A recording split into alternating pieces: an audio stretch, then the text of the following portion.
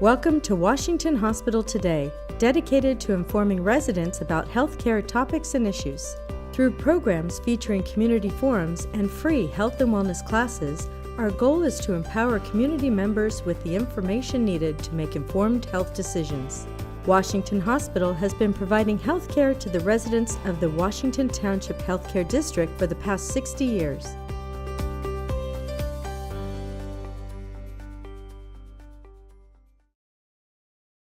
Today's presenter is Michele Wms-Smith. Michele Wms-Smith is a family advocate with the Family Education and Resource Center. My name is Michele Wms-Smith. I'm with the Family Education and Resource Center. First, I'm a family member first and a family advocate with the Family Education and Resource Center. A lot of people might have heard it as FERC. One thing I would like to let you know, we are not, so I'm going to say that again, we are not therapists or clinicians. However, we have a lot of lived experience. So that's where our PhD is in. We're an advocacy program that assists family members and caregivers. So that's family members and caregivers of those who have loved ones with mental health challenges within Alameda County. We are not bound by insurance and we are free. Isn't that great? So, and it doesn't matter what age, who comes through our doors, we welcome you to come in and visit us. It's been great that Washington Hospital has provided you with the mental health series, and this has been a lot of information that you've gained, great information, but I know like the last time I came a couple of weeks ago, people were interested in, okay, where are the resources at? How do I get information? Where are their programs at? And that's what we're going to talk about tonight. Again, I will give you a brief overview on resources, workshops, and programs within the surrounding area. So first, for a snapshot, we're going to do today is we're going to talk about Family Education and Resource Center, that's me, and then the National Alliance on Mental Illness, and then Mental Health First Aid, Alameda County Behavioral Health Care Services, and then right a couple of blocks away from you is the Fremont Family Resource Center. So those are the things that we will review and go over and give you some information on.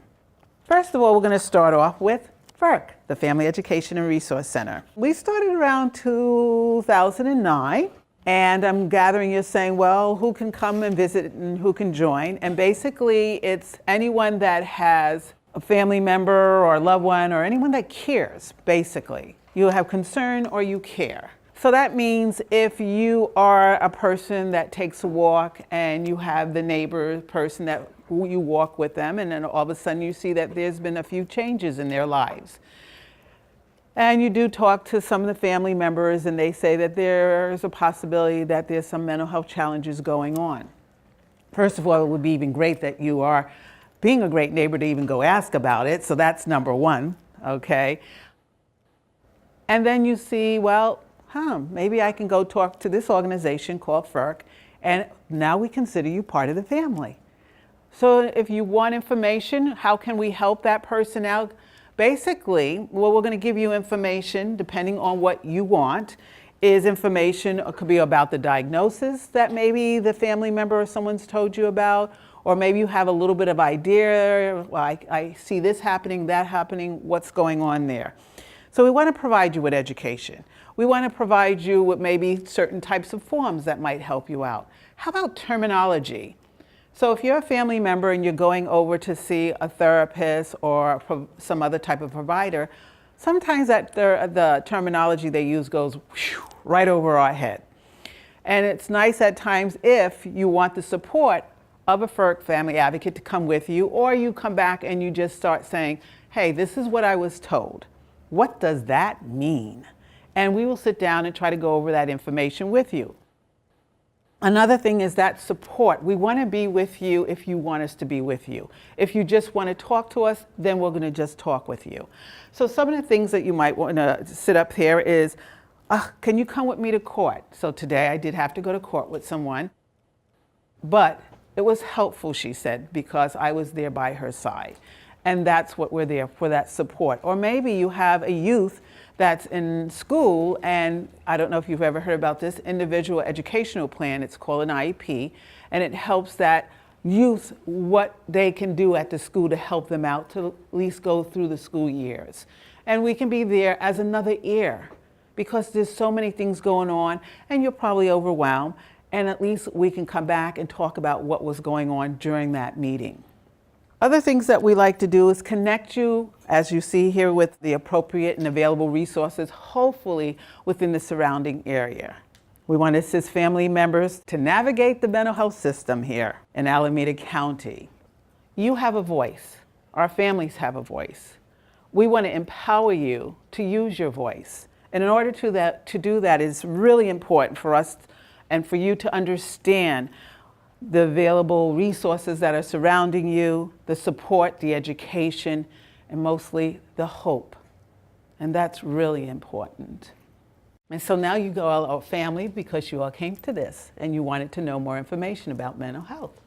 Where are we located? So you'll notice that there are 4 other offices. There's one in Oakland, that's our main office, and then we have one in San Leandro, and then within the Fremont Resource Center here, me, over there, and also in Livermore. When you come to visit, is it just one of the family advocates you want to talk to? No, we also have all kind of information for you. We have a Linden library, so you can actually borrow some books. That's nice, DVDs.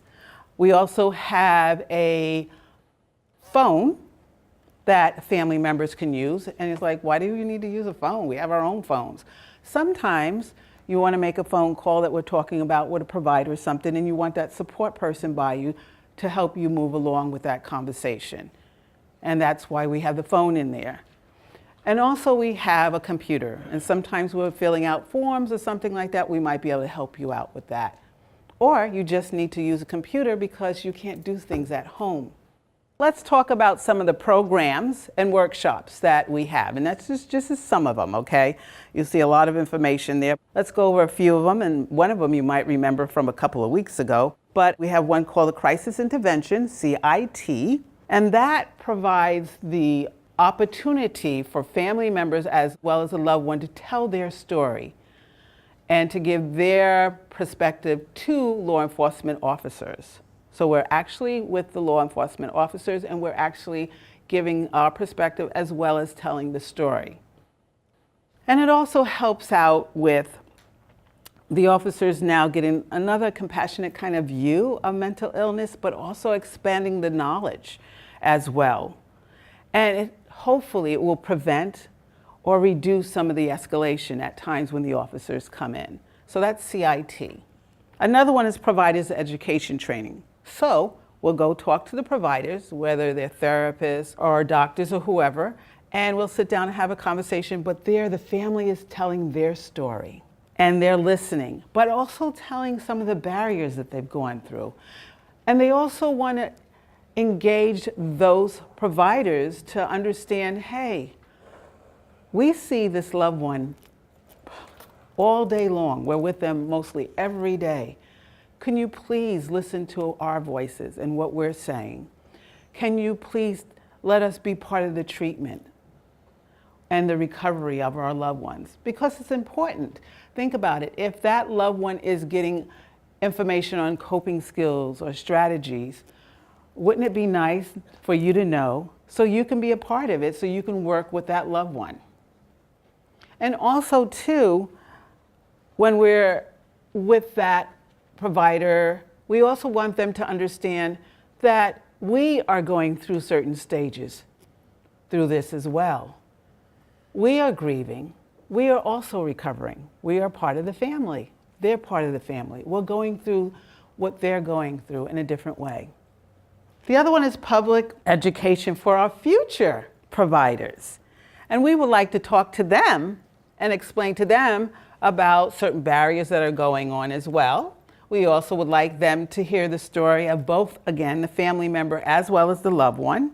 We want to make sure that they understand that it's important for our voices to be heard as well. So that's our future upcoming mental health providers. And 5150 training for not only the loved ones, but also the family members.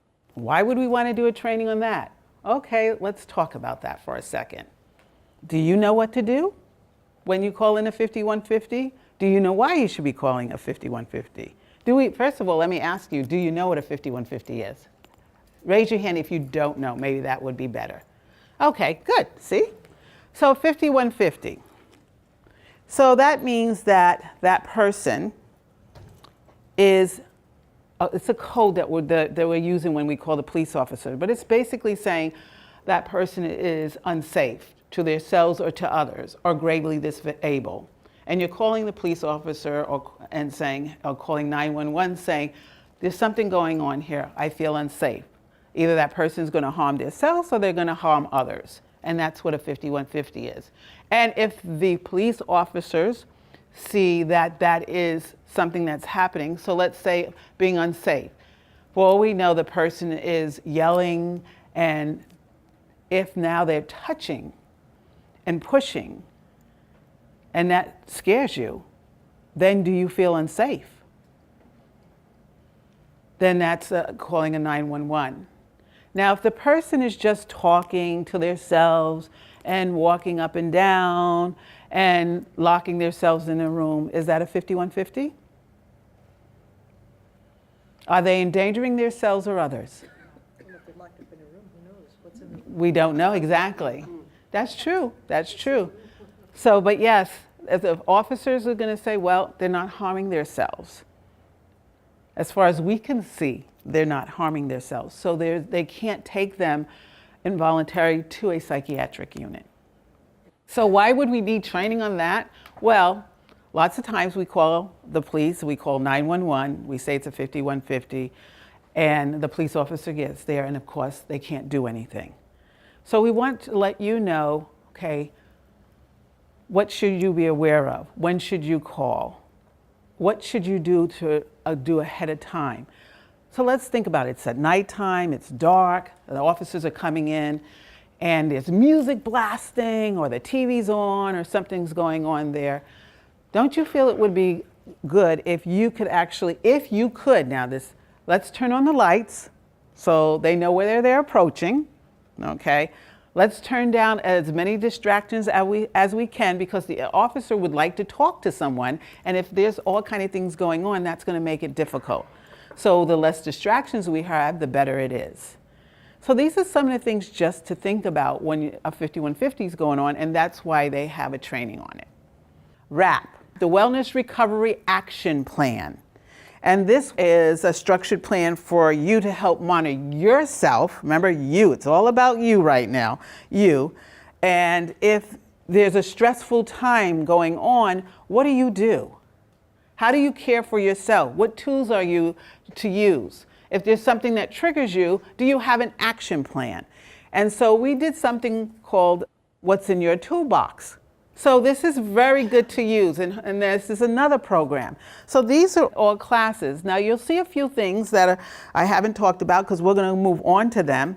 One of the things will be mental health first aid. I'll talk to you about that in a few seconds. Self-care, we'll talk about that. Support groups. Why do you think a support group is good? If you have a support group, you can have a discussion, but we don't judge anybody in support group, because we're there to help each other out, correct? That's really important. We're there to be together to talk about ideas, talk about what we're going through, and maybe there might be something that I might be able to do for myself or for my loved one. What's helpful? Not everything can work for everyone, but that might be a thought. Maybe I should try that out. And wow, this person's going through the same thing I'm going through. Wow, it's just not me by myself. That's excellent. And that's what a support group is all about. The other thing is we have some family advocates that are now certified to teach borderline personality disorder. So that's another thing. So we gave you the address where you could find us out, but where can you reach us at, I should say, is there's a warm line number. So you can call that warm line number. We're there from Monday through Thursday, 9 to 5, and then on Fridays, 9 to 1, as you can see here. You can also drop in the office as well, at those times as well. And if you need more information, you see up there is what our website is. We do have someone that speaks Spanish, we have someone that speaks German and Korean, and if we do have a language that we don't understand, which that is a great possibility, especially in the Fremont area, there is a line that we can use to help us out with. When you do call us or you do come by and anything like that and you have questions, we do have a packet. And this packet actually has certain information in here for you. And depending on what you're talking to me about, then I'll put up certain information. So if you're asking me and saying, I would like a little information on depression, then we would put that in here. So there's a bunch of information in here. There's also different forms in here as well. So just to let you know that. The next one is the National Alliance on Mental Illness. NAMI, which started around in 1979, is the largest grassroots mental health organization working to improve American lives with mental illness. You need to remember 1 out of 5 U.S. adults experience some form of mental illness each year. The members are individuals that live with mental illness. Let's remember, too, it's not only that person that is with having mental illness, but it's also people in the family that are going through it as well. And this is NAMI's around for that.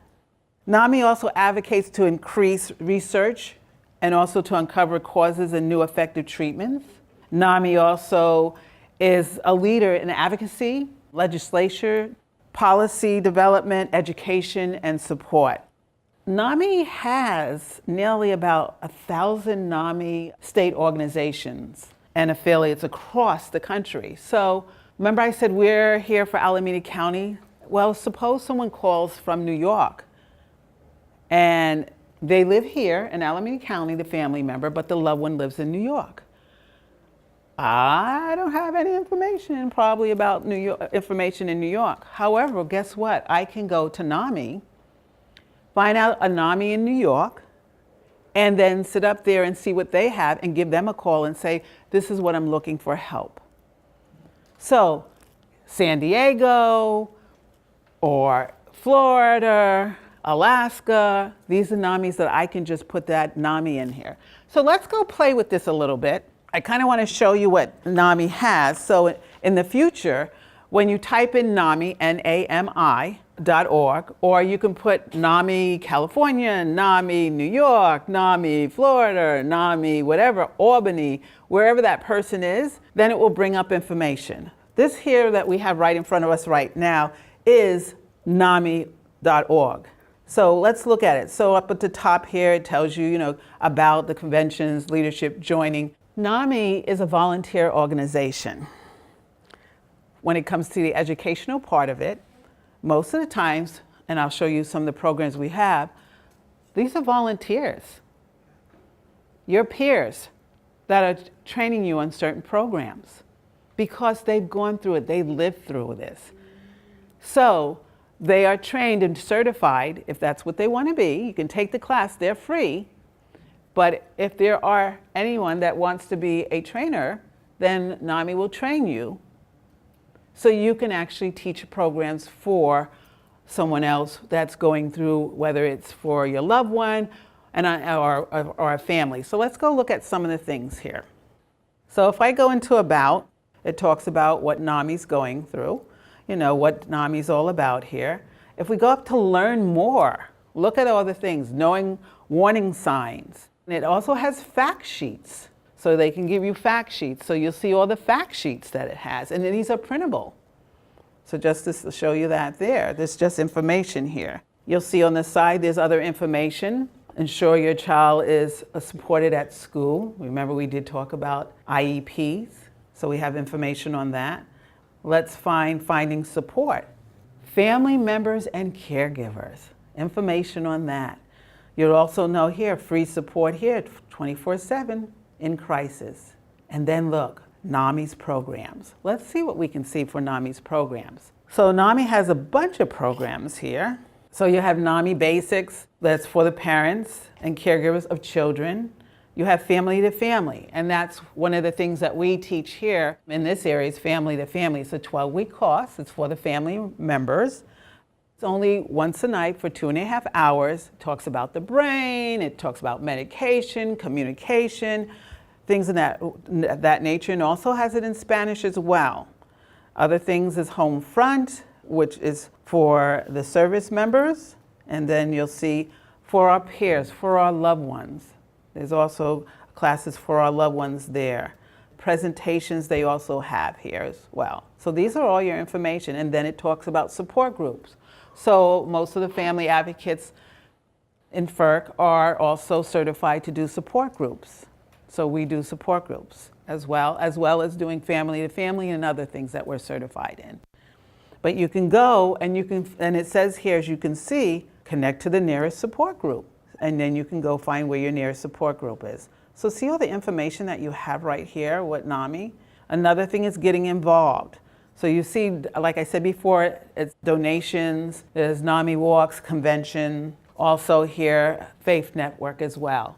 So NAMI has a lot of information on their websites, and then each affiliate has their own information for whatever area that they're in.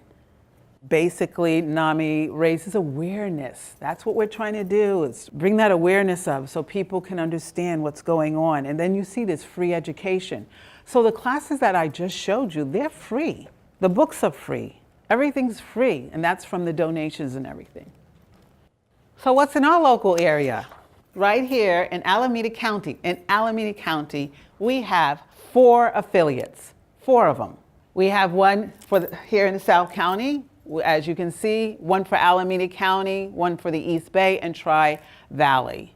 Then you also see that there's one here, which is NAMI California. Remember I said you can then go to the main place, NAMI California, and that NAMI California is saying, hey, I'm here to give all the affiliates information and support if they need it, and also if we need to get another affiliate in another location there.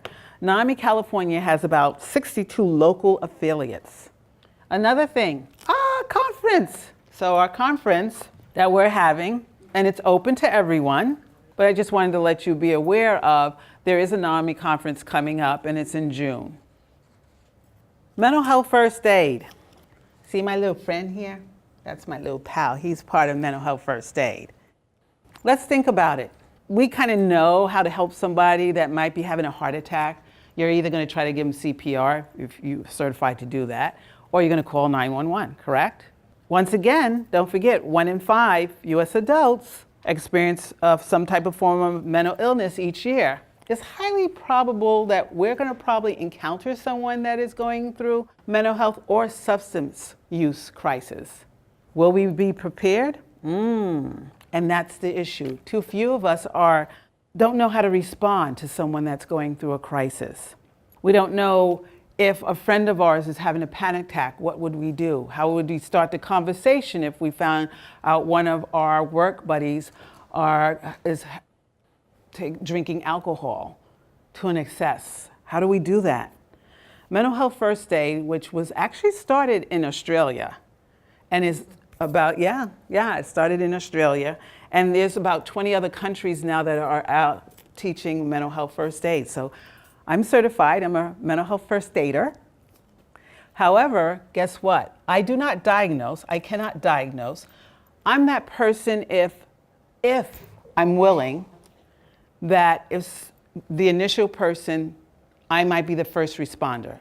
I might be the first person that sees something going on. And if there's a crisis going on, how do I approach that person? How do I talk to them? What do I make sure that I don't do? Until the appropriate person comes along to help.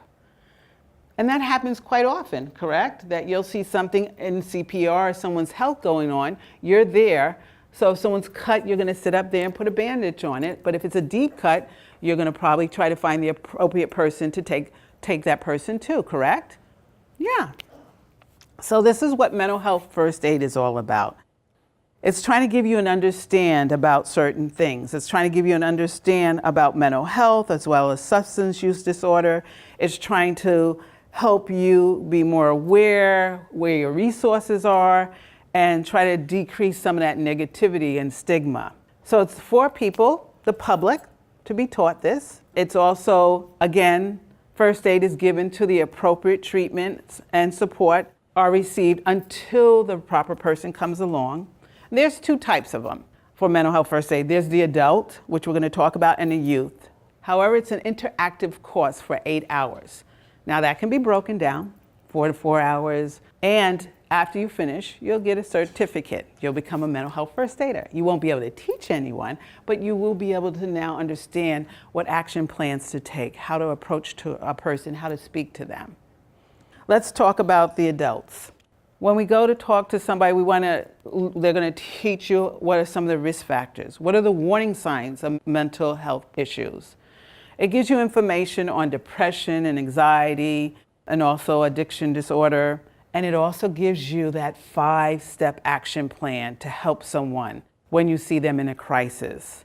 And then where to turn when necessary to help that person out with resources. If I should see signs of someone going through mental health challenges, what signs might I see?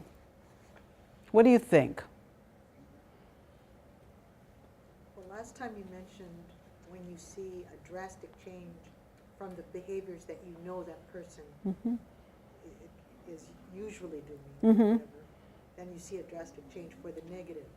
Then you know there's something possibly going on. So then you're saying drastic changes.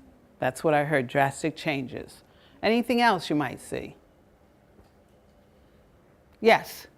They're not oriented to their surroundings. They're not oriented to their surroundings. How about isolation? Crying a lot, sleeping a lot, talking to themselves. So these might be signs that you see, right? Okay, and I think some of these were talked about through the mental health series. So just these are things that we're going to be learning. What signs do you see? What could be some risk factors that you might, that person might be, something that might be going through? Maybe there's some uncontrollable event. Just what, I think yesterday or 2 days ago we had an earthquake. It was a light one. Well, I guess if that's what you want to say out here, it's a light one. But it's something we can't control. And that could actually really scare or do something to somebody, right? We don't know. That person could have a panic attack because of that. So just things, and being overstressed, an ongoing stress, I should say, something that could bring something on, could be a factor. So just some of these things that just for you to see and to learn about. How about our youth? So then remember I said they have one for youth. So this one's designed for adolescents, okay, from 12 to 18. This is information for that age group. But it's basically still the adult that's going to learn about the information, but they're going to learn how do we go and approach them? How do we talk to them? How do we want to come closer to them? Because we also have to think about the trust that they want to actually be able to talk to you about. And once again, it shows you here the topics that we cover: anxiety, ADHD, behavior disorder. However, they talk about that 5-action plan that you might need to have. So let's talk about the 5-action plan that you could have here.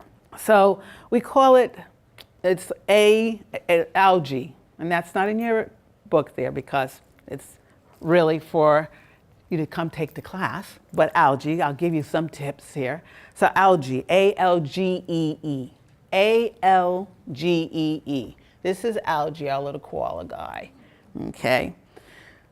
So it's access, listen non-judgmentally, G, given reassurance and information, not advice, information, encourage appropriate professional help, and the other E is encourage self-help and other support. So let's talk about this. One of the things that I would really need to do if I was going to approach someone is to make sure I'm okay with it. So if I see that someone's in a crisis, am I willing to put myself and help out that person? Am I okay to do it? Am I willing to do it? So I have to assess myself first to make sure it's okay. That's really important, because if I'm not good at helping someone, why should I be there? It's just going to make things worse. So I need to assess myself. But you also need to assess for risk of suicide or harm that person that you're getting ready to approach. And you got to see to make sure you know what your surroundings are, to make sure that there are not things that can harm you as well. And you have to nicely approach that person and ask them, can I approach you? Can we talk? You just don't want to go up there and say, hey, what's going on? You know, that could cause some issues. So you want to assess around you what's going on. Listen non-judgmentally. So can I be sarcastic, or the person's talking to me and I'm just going, wandering all around and okay. What am I doing? Listening non-judgmentally. Can I be sarcastic? No? Can I sit up there and say, oh, I know what you're going through? No. No, it's not listening. And then we have kind of external and internal listening, don't we? Yes. So what do we have to do? We have to shut off certain things, because if we're internally and things are going on in our mind, we got to shut that off. And if there's a lot of things going on or surrounding me, I have to shut that off too. I'm focusing on that person. The other thing, give reassurance and information. Give reassurance, what do you mean? Comfort, comfort, support, encouragement. That's what you're doing. Making that person feel, okay, we're going through something here, but I'm giving them reassurance. Things are not looking good maybe, but I'm here to support you. Once again, I have to remember, am I willing to do all this? And not give advice. We're not here to give advice. We don't know. We can't give advice. So information might be resources.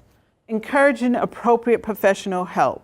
If that person is at that time willing, you might have information that you might be able to give them. And also encourage self-help and other support strategies. What about self-help? What do you mean? What's self-help? Okay, things they might be able to read, yes. Exercising, maybe yogurt or Tai Chi, yes. So things for self-help, great. I need you to remember that sometimes first aid isn't just a bandage or CPR or calling 911. Sometimes first aid is you. Yeah, because you are the person that's there first. I will tell you that they are putting out a new model for mental health first aid. And it's actually for first responders, the EMTs and firefighters. And it's a program for mental illness and how to approach. So it's pretty cool. So how about if you have an office somewhere? What about that?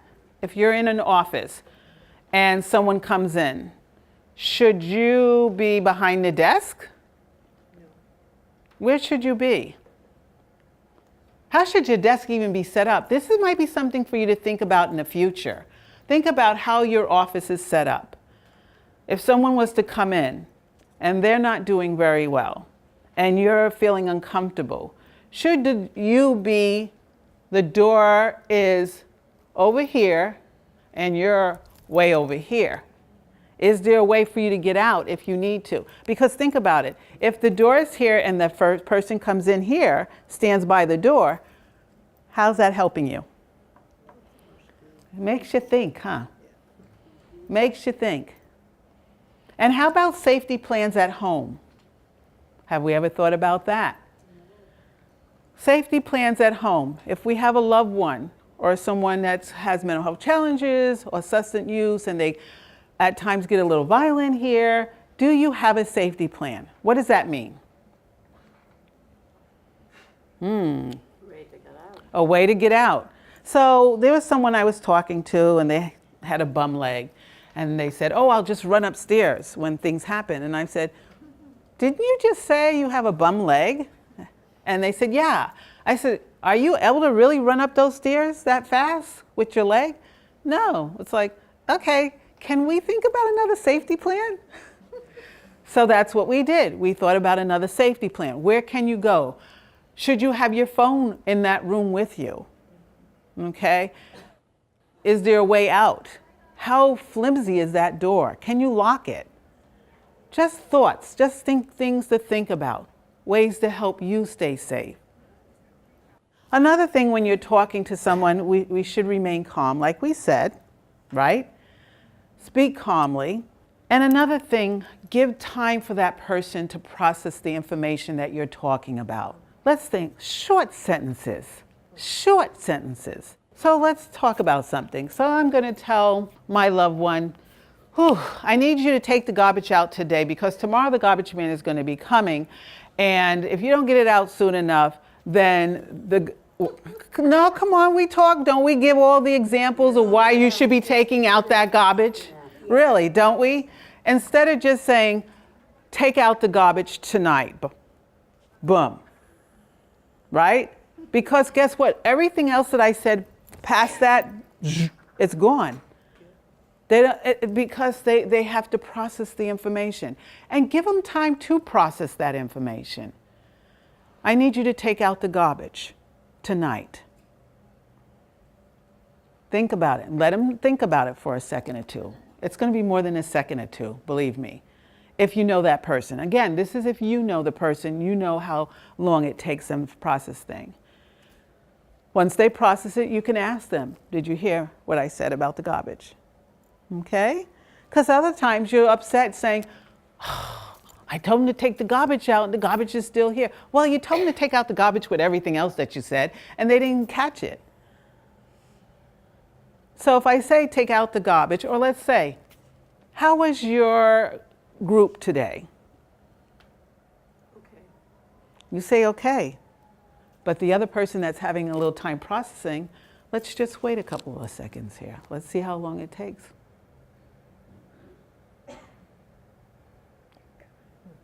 It could take that long.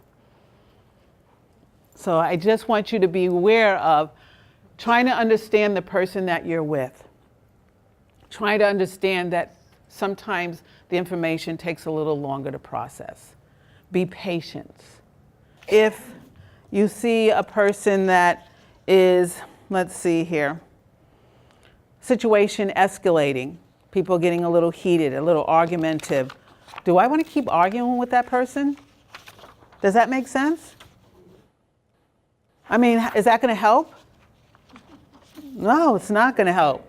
It'll make you frustrated. It'll make you frustrated, especially if they can't process everything you're saying and you're arguing with them. So we want to not sit up there and argue. We don't want to threaten them. That's not going to help either. We might have to repeat things. We might have to distract them in ways. Maybe and it depends again on the person, if we can distract them to do, so their mind can do something else, to take maybe that anger out of them or what else is going on. So it's just a few things. One important thing. If I am going to approach somebody, and, you know, I have a friend that's really a touchy-feely friend. Hi, how are you? What's it do? You know, but if someone is going through something, do we want to touch? No. And that can be rather hard not to do that because you might want to sit up there and say, oh, how are you doing? Don't touch. Because that can actually have a bad reaction. That person doesn't know you. You put your hands on them. They don't know what they're going to do. You don't know what they're going to do. So touching is not a good one. Alameda County Behavioral Health Care Services. So we're under the contract, FERC, the Family Education Research, we're under the contract of behavioral health. So they have a lot of other organizations that are underneath them, providing services for wellness. And as you can see, it's for mental health and also for alcohol and drug concerns as well. And this is something that's really good because it can go system-wide. It also, not only for adults, but also for youth. And Alameda County has a nice website as well that you can go through and get information for providers and things of that nature. And who's in your backyard? Just a couple of streets down, Liberty Street, Fremont Family Resource Center. They have over 20 plus agencies, whether it's state, county, city, nonprofit agencies, but all types of agencies. 2 buildings with all this help for you. And across the street is an aging family services for seniors. So right in your doorstep, you have the Fremont Resource Center. Right across the street, you have the aging and family services for seniors. There's so many things on here. FERC's in here. But you also have things for children. You have things for vets. You have fair housing. You also have a welcome desk. You have youth and family services for children. There's a lot of information. There's even a daycare center in there. There's unemployment office. There's a social service office right a couple of blocks away from here. And this is where I'm saying you have services around you. You need to use these services that are around you. In fact, when you become an agency at the Fremont Resource Center, you actually go to an orientation so you can understand what other organizations are within that building. Because if I have someone coming and talking to me and I hear that they have financial issues, then I say, oh, there's Spark Point. Let me take you to Spark Point. Let's talk about that. Or something sounds, okay, not quite right with the fair housing. Let me take you over to talk to that person there. Maybe it's something with disabilities. There's a place that I can take you. So we have an orientation first so all the organizations can know who's who. In fact, every so many months, what they do is then they actually have certain organizations, about 3 of them at a time, and we do like an open house for those agencies so all the other agencies can know what's going on with that one particular agency. So what is the strength in your community here? These are the websites for the places that we spoke about. You see FERC, NAMI California, Mental Health First Aid, Alameda County Behavioral Health, Wellness Recovery Action Plan, and the FRC. So these are places that you have surrounding you. These are the resources that you have. So before I let you out, I talked about self-care, didn't I? Aha. What I would like to do is do a breathing exercise. Some of us live with a lot of high stress, and that puts a lot of havoc on our bodies. Our emotional equilibrium, our physical health, our ability to think clearly, function effectively. I know if I stress out, I can't think that clearly. I'm grumpier, tired. So we have to work on how to care for ourselves. Sometimes it's good to take an assessment of ourselves. Don't raise your hand, but has everyone actually gone to their doctors like they're supposed to? Their 1-year checkup, to the dentist, to the eye doctor. Yeah. I know some people are like, what? No. Are we taking care of ourselves? If you don't do that, you're not taking care of yourself. You're not aware and and you might be aware that something's wrong. But we're so busy, I got a little pain here. All right, and I keep going and keep going. Eventually, your body's gonna start talking to you and it's saying, you know what? I've given you some little taps on you to say things are not right. And you're not listening to me. So guess what? I'm shutting you down. I'm gonna shut you down. So now things are worse. If I would have listened to my body, I might have been able to help myself. Nutrition is, I think, a very good factor on how we take care of ourselves. Getting sleep, that's really important. And there's times that, stress makes us not get good sleep. We toss and turn, but then our bodies aren't repairing the way it needs to repair. So at this moment, let's do an exercise of breathing, if you don't mind. I'm going to invite you to do a breathing exercise with me, a mindful exercise. And when I say mindful, is what I want you to do is, or I would like you to do and invite you to do, if you choose to, is to kind of close your eyes. I'll explain everything first. Close your eyes, or if you choose not to close your eyes, then focus on something, soften your eyes, okay? When you breathe in, I want you to listen when you're breathing in and feeling the air that comes through your nose. When you breathe out, I want you to push out that negativity, that air, but feel it go through your lips. Feel it go through your lips there. So let's do something, and I'm going to count at times. I'm going to ask you to pause at times, but it's up to you. We're going to do slowly inhale and then slowly exhale. with our breathing. We're going to bring in oxygen to our brains. We're going to steady our heart rate. We're going to relax a little bit here. So if you might, I would like you to, if you choose to close your eyes. I would like you to take a normal breath, breathing in, feel the air come through your nose, and then blow out through your mouth. Let's breathe in again. And breathe out slowly, slowly, slowly. I'm going to do a count of 4 to breathe in. Breathe in. 1, 2, 3, 4. Breathe out 6. 1, 2, 3, 4, 5, 6. Let's try that one more time. Deep breathing. Breathe in 4. 1, 2, 3, 4. Breathe out. 1, 2, 3, 4, 5, 6. Let's try that one more time. Breathing in. 1, 2, 3, 4. Hold it. Hold it. Hold it. Now breathe out. 1, 2, 3, 4, 5, 6. Let's go back to our normal breathing. Let's think about what we're doing. We're breathing in. We're feeling the air go through our nose. And we're breathing out, feeling the air go through our mouths. While you're breathing in and out, I'd like you to take your hands and rub them together while you're breathing. Just rub your hands together.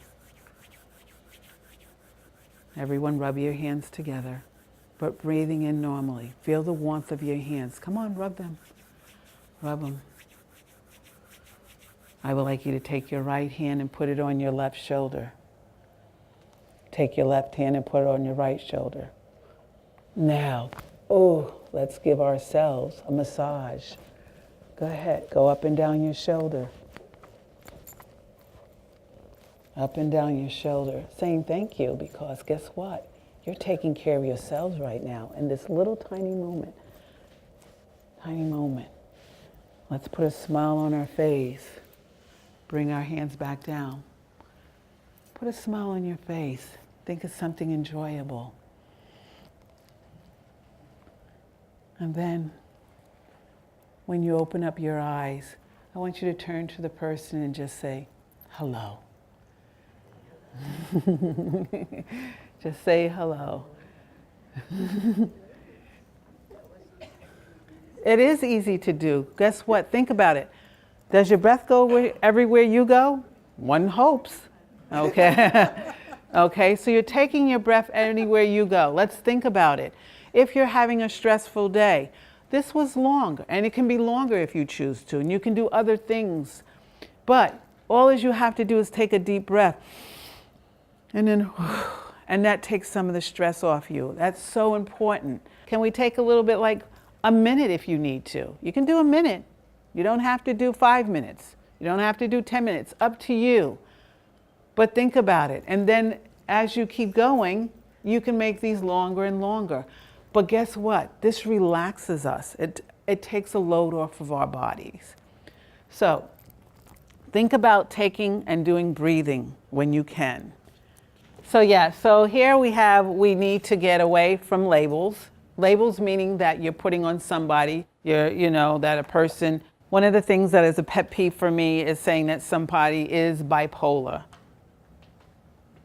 They're bipolar. So now you're telling that person that that's who they are. They have the illness. They are not the illness.